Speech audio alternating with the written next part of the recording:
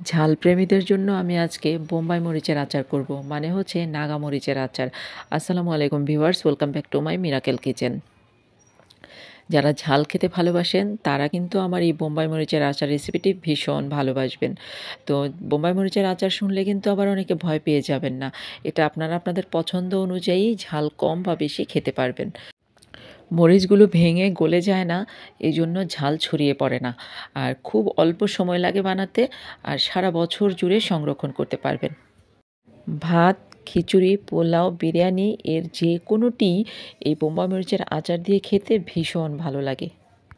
বোম্বাই মরিচ বা নাগা মরিচের এই লোভনীয় আচারটি করার জন্য আমি এখানে হাফ কেজি বোম্বাই মরিচ নিয়েছি, আর মরিচগুলো ধুয়ে পানিটা ঝরিয়ে একদম টিস্যু দিয়ে চেপে চেপে পানিটা মুছে নিয়েছি, বোটাটাও ছাড়িয়ে নিয়েছি, মরিচের গায়ে যেন একটুও পানি লেগে না থাকে।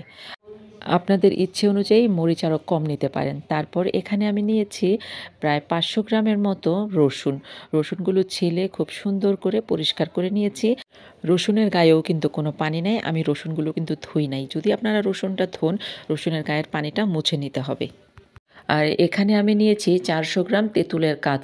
তেঁতুলগুলো 1 কাপ ভিনেগার আর সাথে অল্প একটু নর্মাল পানি দিয়ে ভিজিয়ে রেখেছিলাম কয়েক ঘন্টা, আর তারপর হাত দিয়ে চিপে নিংড়ে রসটা বের করে নিয়েছি।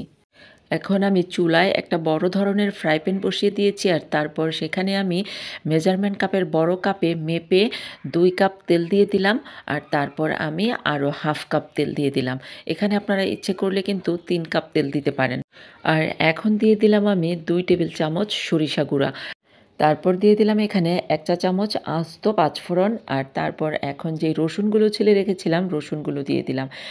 চুলার আগুনটা সারাক্ষণই থাকবে মিডিয়াম টু লো হিটের মাঝামাঝি।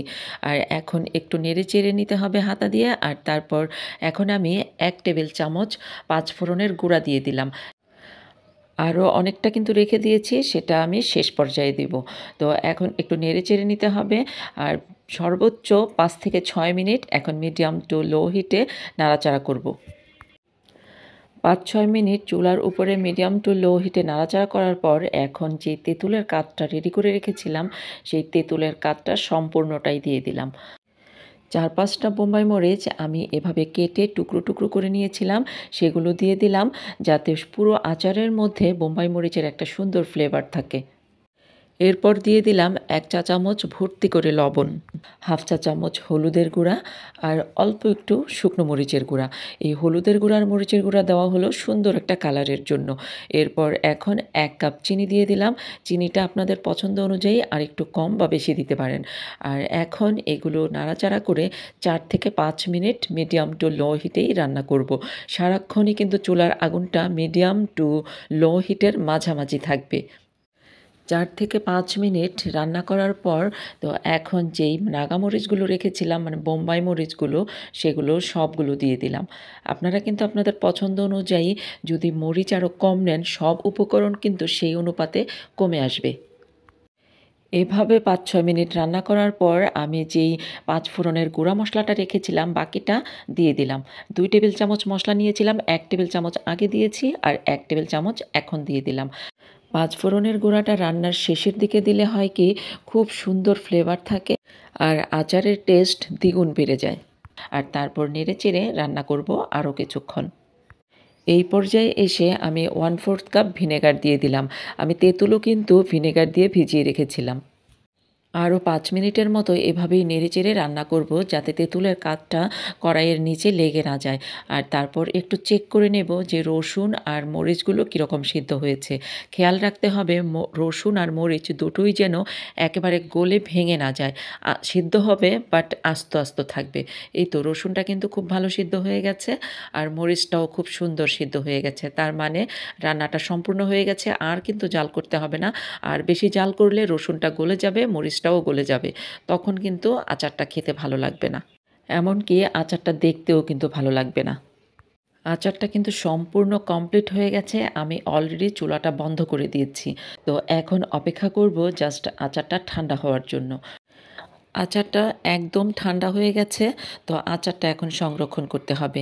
আচার যাতে সারা বছর সংরক্ষণ করতে পারেন, তো তার জন্য কয়েকটি বিশেষ টিপস। টিপস নাম্বার 1, আচার সম্পূর্ণ ঠান্ডা করে সংরক্ষণ করতে হবে। টিপস নাম্বার 2, আচার সবসময় কাচের বয়ামে সংরক্ষণ করতে হবে। টিপস নাম্বার 3, কাচের বয়মে আচার সংরক্ষণ করার আগে কাচের বয়মটা খুব সুন্দর করে ধুয়ে পরিষ্কার করে একদম টিস্যু দিয়ে মুছে শুকিয়ে নিতে হবে।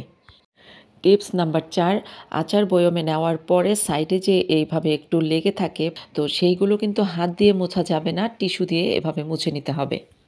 টিপস নাম্বার 5, আচার খাওয়ার সময় কখনো বয়ম থেকে হাত দিয়ে আচার নেওয়া যাবে না, শুকনো চামচ ব্যবহার করতে হবে। টিপস নাম্বার 6, আচার খুব ভালো থাকার জন্য মাসে অন্তত 3 থেকে 4 দিন রোদে দিতে হবে। টিপস নাম্বার 7, আচার বানানোর সময় ভিনেগার দিতেই হবে। তো আমার এই টিপসগুলো ফলো করলে আপনার আচার কখনো নষ্ট হবে না, সারা বছর আপনি আচার সংরক্ষণ করে খেতে পারবেন।